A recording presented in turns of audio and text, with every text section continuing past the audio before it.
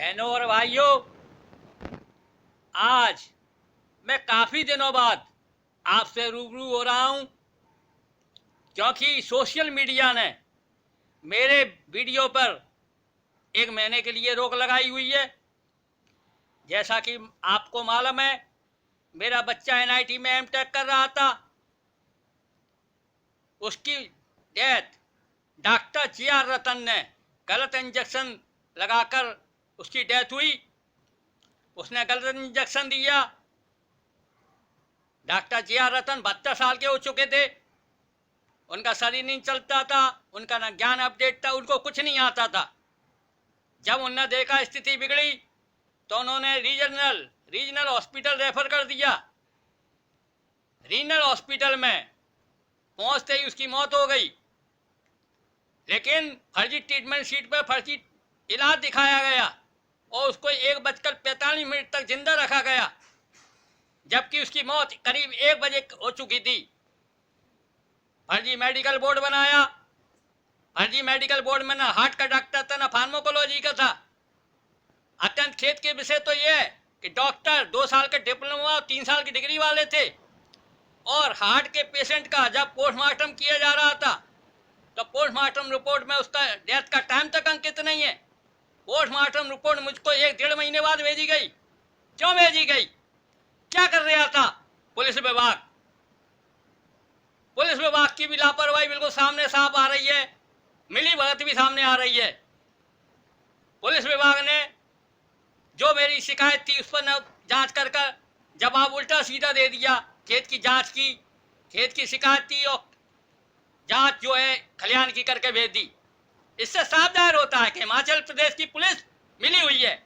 हिमाचल प्रदेश की पुलिस और बॉम्बे की पुलिस में कोई अंतर नहीं है। ये सिर्फ दोषियों को बचाने का काम करती है। लड़कों के बयान अपनी हेडराइटिंग में तैयार कर लिए गए, जबकि यह नियम है कि जब भी बयान पुलिस अपने हेडराइटिंग में तैयार करती है तो नीचे बच्चों के संबंधित बयान देने वाले से लिखवाया जाता है कि ये बयान हमको पढ़कर सुनाए गए। लेकिन पुलिस विभाग ने ऐसा नहीं किया। पुलिस विभाग ने यहां तक देखने को मिला कि जो छात्र बयान देने वाला है वो अनुपस्थित था, फिर भी उसके बयान पुलिस ने तैयार कर दिए। तभी इलेक्ट्रॉनिक्स के छात्र सौरभ राज को 2 बार सिविल का छात्र बताया गया। इससे साफ जाहिर होता है कि पुलिस विभाग मिला हुआ है, और पुलिस विभाग ही नहीं, हिमाचल प्रदेश का हेल्थ विभाग भी मिला हुआ है। वो कहते हैं ये इंजेक्शन खाली पेट किसी भी सूरत में लगाया जा सकता है। अरे मैं पूछता हूँ, हार्ट के पेशेंट को ये इंजेक्शन लगाया जा सकता है? किस मेडिकल की पुस्तक में लिखा है? मुझे उपलब्ध कराएं। नहीं तो यह माना जाएगा कि पूरा का पूरा हिमाचल प्रदेश डॉक्टर जी.आर. रतन जो दोषी है मेरे बच्चे की डेथ के लिए, उनको बचाने का काम कर रहा है। अभी बचाने के एक और प्रयास के लिए Shri Hansraj Babeja, Indian Medical Council के सलाहकार ने एक और षड्यंत्र रचा। उन्होंने दिसंबर 2017 में डॉक्टर जी.आर. रतन के लिए फीस की रसीद काट दी। 2008 से लेके और 2022 तक का रजिस्ट्रेशन दिखा दिया। क्यों दिखाया? क्योंकि डॉक्टर आपस में मिले हुए हैं। इतनी बड़ी जो है इनकी जो है मिली भगत है, सब डॉक्टर आपस में मिले हुए हैं। एक डॉक्टर दूसरे डॉक्टर के लिए हाल राय लिख देता है, कुछ भी गलत राय लिखने को तैयार रहते हैं डॉक्टर आपस में। मेरा सुप्रीम कोर्ट, माननीय सुप्रीम कोर्ट महोदय से, NCDRC महोदय से, कि माननीय न्यायालय से मेरा निवेदन है कि जब भी कोई मेडिकल नेग्लिजेंसी या मेडिकल नेग्लिजेंसी ऑफ सर्विस का केस कोर्ट में आता है तो 4 IAS अधिकारी जो वर्तमान में कार्यरत हों, इन डॉक्टरों के क्रियाकलाप और जो अभिमत देते हैं ये उस पर निगाह रखे। मेरा ये भी एक निवेदन है कि ये नियम थोड़ा चेंज करना चाहिए कि जहाँ घटना घटी है वहीं पर क्रिमिनल केस डॉक्टर के खिलाफ लगेगा।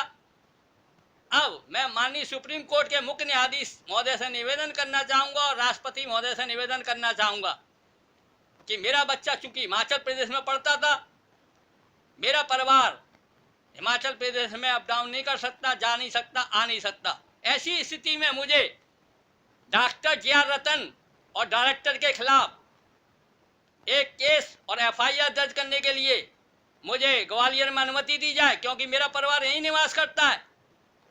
हंसराज बवेजा और पंजाब मेडिकल काउंसिल के लोक सूचना अधिकारी को शासकीय सेवा से बर्खास्त किया जाए, क्योंकि ये डॉक्टर को फर्जी रसीद काटकर बचा रहे हैं। Doctor JR. रतन का रजिस्ट्रेशन 2008 से लेकर 2017 तक नहीं था, बल्कि मैं कहूँगा 2020 तक नहीं था, जब उन्होंने देखा कि मेरे को जो है मेरे विरुद्ध एफआईआर हो सकती है, क्योंकि 3 साल की सजा और 20,000 का प्रोविजन है।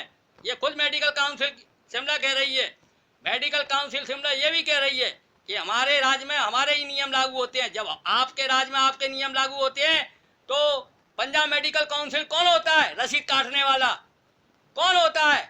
मैं बताता हूँ, हंसराज बवेजा के इशारे पर यह सारा काम किया जा रहा है। इनके विरुद्ध कड़ी दंडात्मक कार्रवाई की जाए और 420 का प्रकरण दर्ज किया जाए। अत्यंत खेद का विषय है कि पूरा शासन प्रशासन मौन है, चुप है। क्यों कार्रवाई नहीं की जा रही? 4 साल हो गए मेरे बच्चे की डेथ को, लेकिन आज तक कोई कार्रवाई नहीं की। सीएमओ महोदया को जो है प्रकरण दे दिया जाता है। सीएमओ महोदया अपने डॉक्टरों की एक टीम बना देती है और वो उल्टी सीधी फर्जी अभिमत देकर भेज देती है कि हाँ कोई कमी नहीं पाई गई। जब मैंने आरटीआई में पूछा कि बताइए आप किस मेडिकल पुस्तक में ये लिखा हुआ है कि ये हार्ट के पेशेंट को दिया जा सकता है, तो सब चुप बैठे हुए हैं, एक के पास भी जवाब नहीं है। अरे आप डॉक्टर बने हो, किसी मेडिकल की पुस्तक में तो ये लिखा होगा, तभी तो आप लिख रहे हैं कि वैसे ही आप सिर्फ डॉक्टर को बचाना एक उद्देश्य है। अत्यंत खेद का विषय है कि इस देश के मोदी जी भी सो रहे हैं। मोदी जी मन की बात तो करते हैं, लेकिन किसी जनता की मन की बात नहीं सुनते। अत्यंत खेद का विषय है जी। मेरा मोदी जी से निवेदन है कि अब बहुत हो चुका, थोड़ा सा इस केस में भी आप रुचि लीजिए। मानव संसाधन विकास मंत्रालय भी सो रहा है, एआईसीटी सो रही है। अरे काय को एनआईटी खोल देते हैं जब आपके पास कोई व्यवस्था नहीं है। 3 वार्डन थे, तीनों वार्डन मेरे बच्चे के इलाज के समय गायब थे। राजेश कुमार की ईसीजी पे मिस्र आदेश लिखा है। मुझे तो इस बात का भी शक है कि ये भी संभव है कि मेरा बच्चा रास्ते में ही इस इंजेक्शन के कारण खत्म हो गया हो। इसकी सीबीआई जांच होनी चाहिए। क्यों नहीं हो रही सीबीआई जांच? और सीबीआई जांच कराई जाए, उसको उसमें मेरे को शामिल किया जाए। कितनी अंदर खेती चल रही है। डॉक्टर, एक डॉक्टर दूसरे दोषी डॉक्टर को बचा रहा है। क्या कितना मतलब आश्चर्य की बात है, विडंबना है देश की कि इस देश में न्याय नाम की कोई चीज नहीं है। 2-2 साल के 3-3 साल के डॉक्टर बन जाते हैं डिग्री डिप्लोमा करके। अरे हमारे यहाँ नर्स भी 3 साल का डिप्लोमा करती है। तुमसे ज्यादा ज्ञान डॉक्टरों को, हिमाचल के डॉक्टरों से ज्यादा ज्ञान तो हमारी नर्स और कंपाउंडर को है। अत्यंत खेद का विषय और निराशा का विषय कि शासन प्रशासन मौन है। इस पर शीघ्र कार्रवाई की जाए, नहीं तो मेरा परिवार कुछ भी करने के लिए स्वतंत्र रहेगा। मैं बार बार डाल रहा हूँ वीडियो, और मेरे परिवार के संग किसी भी तरह की घटना घटित होती है तो हिमाचल का शासन प्रशासन पूरी तरह जिम्मेदार रहेगा। मेरे भाइयों बहनों से निवेदन कि इस वीडियो को ज़्यादा से ज़्यादा शेयर करें और लाइक करें और उस पर कमेंट दें और ग्रुप में भेजें, ताकि हिमाचल में जो बच्चे पढ़ रहे हैं उनकी सुरक्षा हो सके। मेरा अभिभावकों से ये भी कहना है कि अपने बच्चों को हिमाचल प्रदेश में अगर भेजा गया है पढ़ाई के लिए तो उन पर सतत निगाह रखें, क्योंकि यहाँ लापरवाही और घोर लापरवाही के अलावा कुछ नहीं है, कुछ नहीं है लापरवाही के अलावा।